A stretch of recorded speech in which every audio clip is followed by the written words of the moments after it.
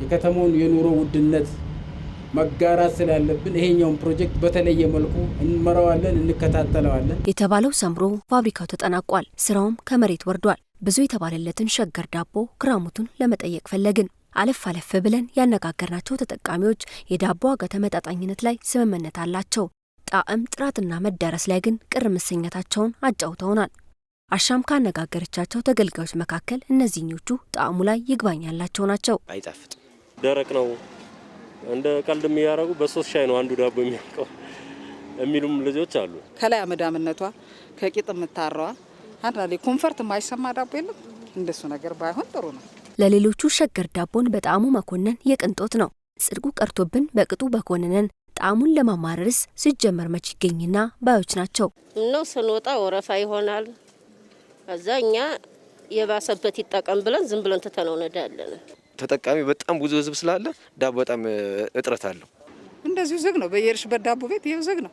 በሸገር ዳቦ መዳረስ ላይ ቅር የተሰኙት ተጠቃሚዎቹ ብቻ አይደሉም፣ ሻጮቹም ቅሬታውን ይጋሩታል። ከማነስ የተነሳ ግማሽ ህብረተሰብ ለነጋዴ ነው የሚሸጡት ምናምን እያለ ነው የሚያስጨንቀን። እኛ ሪፖርት ስንቴ እናደርጋለን፣ ማሽኑ በደንብ ስራ ስላልጀመረው እንጨምራለን ምናምን ነው የሚሉን። እንግዲህ ዳቦን በተመጣጣኝ ዋጋ በተለይ እጅ ለሚያጥራቸው የከተማዋን ነዋሪዎች ለማቅረብ ከመታሰቡ በላይ መደብሮቹ ለበርካታ ወጣቶች ስራ መፍጠራቸው የሚደገፍ ነው። ከ2000 በላይ የሚሆኑ ወጣቶች የእንጀራ ገመዳቸው በዚህ ስለመዘርጋቱም ሰምተናል። እነዚህ በዋናነት ዳቦ መሸጫ ሆኑ ተብለው የተከፈቱ የባስ መደብሮች በቀን ብዙውን ሰዓታቸውን ዳቦ ሳይሆን በተጓዳኝ የሚይዟቸውን ሸቀጦች ሲሸጡባቸው እንደሚውሉ ይነገራል። ምክንያቱ ደግሞ አዲስ አበባን በዳቦ ጎርፍ ይመታ ይመስል የነበረው ሸገር ዳቦ የታሰበው ቀርቶ ለአምሮት የሚገኝ መሆኑ ነው።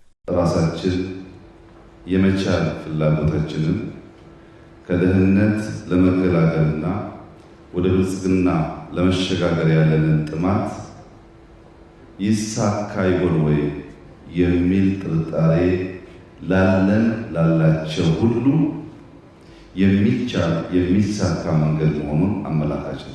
ሸገር ዳቦ በተጠቃሚዎቹ ዘንድ አይገኝ አይጥም መባሉን ይዘን ቃሊቲ ወደሚገኘው ማምረቻው አቀናን። የፋብሪካው ዋና ስራ አስኪያጅ አቶ ኃይሉ ቡልቡላ ስለ ቅሬታዎቹ ያውቃሉ። ጥራትና ጣዕምን አስመልክቶ የሚወራው ከጆሮአቸው መግባቱንም አልካዱም። መፍትሄውንም እንዲያስረድተውናል። በሂደት እንግዲህ ወደ ፐርፌክሽን እንመጣለን። እንግዲህ ገና 2 ወር ከምናምናችን አይደል።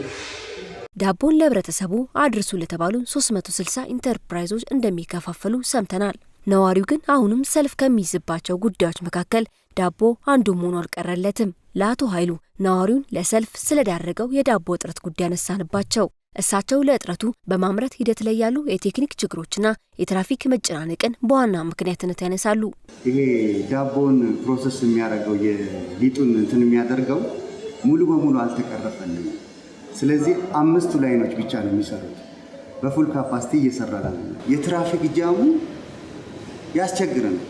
ቢሆን ያሉትም የመፍትሄ ሀሳብ አላቸው። ማታ ላይ መረከብ መቻል አለባቸው። ማታ ላይ መረከብ ስንል የዛ የሚሸጡበት ሾፕ ለዛ እንትን አይደለም። አይ ሌሊት ላይ መጓጓዝ የሚፈራሉ። አሁን እኛ ስንጠይቃቸው አይ ሌሊት ላይማ ሪስክ አለ ይላሉ። ሱቃቸው ሌሊት ማብራት አለ ወይ? ማብራት በትክክል ገብቶላቸዋል ወይ? ያንን ነገር የሚይዝ እንትን ነገሮች ሬዲ ሆነዋል ወይ? ያ ነገር ከተስተካከለና የዳቦ እንትን ሴኩሪቲው እንዴት ነው? በቃ ሁሉ ነገር ይታያል። በቀን 2 ሚሊዮን ዳቦ ለመጋገር አልሞ የተነሳው ሸገር ዳቦ በተለያዩ ምክንያቶች በሙሉ አቅሙ እያመረተ አይደለም። አሁን ላይ እየጋገረ ያለው በቀን 960 ሺህ ዳቦ ነው። ከማምረት አቅሙ በግማሽ የቀነሰ ምርት። ለዚህ ከአቅም በታች የማምረት ምክንያቱ ደግሞ የኃይል እጥረት አንዱ ነው። ይህን ችግር ለመፍታትም ስራ መጀመሩን ነግረውናል።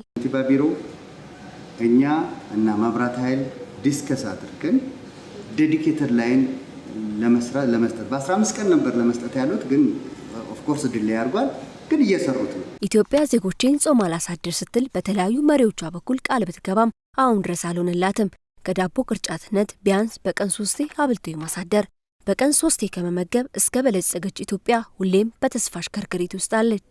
ወደ ብልጽግና የማደርገውን ጉዞ ደግፉኝ ሲል መንግስት ባቀረበው ጥሪ መሰረት ነው የሚድሮክ ሆራይዘን ፕላንቴሽን በግዝፈቱ አንቱ የተባለለትን የዳቦ ፋብሪካ በ9 ወራት ውስጥ ገንብቶ እጅ ላጠረው አዲስ አበባ ደረስኩልህ ያለው የሐሳቡ ጠንሳሽ ነኝ ያለው መንግስትም ለፕሮጀክቱ እውን መሆን የበኩሉን ጠጠር ጥሏል። ሸገር የዳቦ ፋብሪካ አቅሜ በሰዓት 80,000 ዳቦ ጋግሮ ለመመገብ ብቁ ነው ሲል በመረቃው ይፋ ማድረጉ ብዙዎችን ጮቤ ያስረግጧል። ጉድ ተሰርተናል ያሉ ዳቦ ጋግሮ የመሸጥ ስራ ላይ የተሰማሩ ሰዎችም ቁጥራቸው ቀላል አይደለም። የዳቦውን ግራም እንዳሻቸው እያሳነሱ ዋጋም እየጨመሩ የተማረርንባቸው አንዳንዶቻችን ደረታችንን ነፋ አድርገን በደጃፋቸው አልፈንም ይሆናል። ሸገር ዳቦ ግን ከጣዕምም ከተደራሽነት ማኳያ እክል ገጥሞታል። ችግሮቹን ቀርፎ ተጠቃሚው በሚጠብቀው ልክ ሆኖ መገኘቱስ ምን ድረስ ይሆን? በወረደ ዋጋ እየከሰርሽ መስጠት ግን ኤግዚስተንሱ ላይ ወደፊት የመቀጠሉ ሁኔታ ላይ ጥያቄ ምልክት ነው። መተጋገዝ አለብን። እዚህ ላይ መንግስት ለሸገር ዳቦ በበቂ ሁኔታ መዳረስ ላይ ሚናው ከምን ድረስ ነው የሚለውን ለመጠየቅ ከከተማዋ ንግድ ቢሮ ዘንድ ጎራ ብለን ነበር። ምክትል የቢሮ ኃላፊ አቶ መስፍን አሰፋ ለፋብሪካው ስለተደረገለት ድጋፍ አውርተውናል። የሚሆኑ ቦታዎችን ማመቻቸት በዚህም ሂደቱም ውስጥ ያው ፕሮጀክቱ እንዲጠናቀቅ ተደርጎ ለፕሮጀክቱ ዋና ግብዓት ሆኖ ደግሞ የስንዴ ምርት ወደ ሀገር ውስጥ እንዲገባ በዋናነት ከታክስ ነጻ እንዲገባ በመጀመሪያ ዙር ላይ ተፈቅዶለት ከ4 ወር በላይ ሊያገለግል የሚችል የስንዴ ምርት እንደዚሁ በዲዩቲ ፍሪ ወደ ሀገር ውስጥ እንዲገባ የተፈቀደበት ነው። ስፔር ፓርት ቀረጥን ከፍ የሚገርምሽ ቱርኮቹ ስፔር ፓርት ይዘውልን መጡ። $900 የሚያወጣ ስፔር ፓርት ይዘው መጡ። ምን ያህል ብንቀረጽ ነው? 300,000 ብር ክፈሉ አለ። ከነቅጣቱ ከነምን ከዛ በኋላ ቅጣቱን አነሱልና 100,000 ብር ለየትኛውም አካል በእኩል አይን ታይተው የሚስተናገዱበት አግባብ ነው የሚኖረው። ችግሮቹ መላ አግኝተው የተወራለትን ያህል ልብ የሚሞላ እንዲሆን ምኞታችን ነው። ነገር ግን ሌላም ትኩረት የሚያሻው ችግር አለ። እነዚህ መደብሮች ወይም ጡረታ የወጡ ባሶች የተቀመጡበት ቦታ ለተጠቃሚው ምቹ አለመሆን፣ አንዳንዶቹ የመሸጫ ሱቆች በወንዝ ዳር ከመገኘታቸው ባለፈ ድልድላቸው ያልተጠና ስለመሆኑ የሚያሳብቁ ችግሮችን አይተናል። ይሄ መቼም የክረምት ወግ ነውና ዝናብ ያጨቀየው ቦታ ነው ትሉ ይሆናል። ነገሩ ከወዲህ ነው። በአካባቢው ከሚገኘው የሽንት ቤት ፍሳሽ ማከማቻ የሚወጣ ፍሳሽ ነው እንዲህ በዳቦ መሸጫው ሱቅ ፊት የተንደባለለው። አንደኛ ሽታው እኛን ራሱ ለበሽታ እየዳረገን ያለው፣ ሲቀጥል ደግሞ ከኮቪድ አኳያ አሁን ወቅቱን ታውቂዋለሽ፣ የኮቪድ ወቅት ነው። ስለዚህ ሰው መግዛት እስከ መጠየፍ ድረስ ደርሷል። ለዚህ ደግሞ እኛ አቤት ብለን ሄደን አመልክተናል። እስካሁን ያገኘነው መፍትሄ ምንም ነገር የለም። ዝም ብለው ነው ያስቀመጡት። ቦታ ቅያሪ ብለን ማመልከቻ ስናስገባ ደግሞ ለመቀየር እሱን ይሄ ወጪ ወጥቶበታል አሉ። ድንጋይ የተሰራ ውሃ ልክ ማለት ነው። ስለዚህ ሌላ ቦታ ሌላ ወጪ አይወጣም። በራሳችሁ ወጪ የምታወጡ ከሆነ አሁን ቀይራለን አሉ። ለዛ ደግሞ እኛ አቅሙ የለንም። እዚህ ጋር ቆሻሻ አስበሻል፣ እዚህ ጋር ገንዳ፣ እዚህ ጋር ወንዝ፣ እዚህ ጋር እንደዚህ አይነት እንትቦ ችግር ነው። እዚህ ያሉት በብድር ባገኟት 100,000 ብር ስራ ከጀመሩ ከ2 ወራት በላይ አዝግመዋል።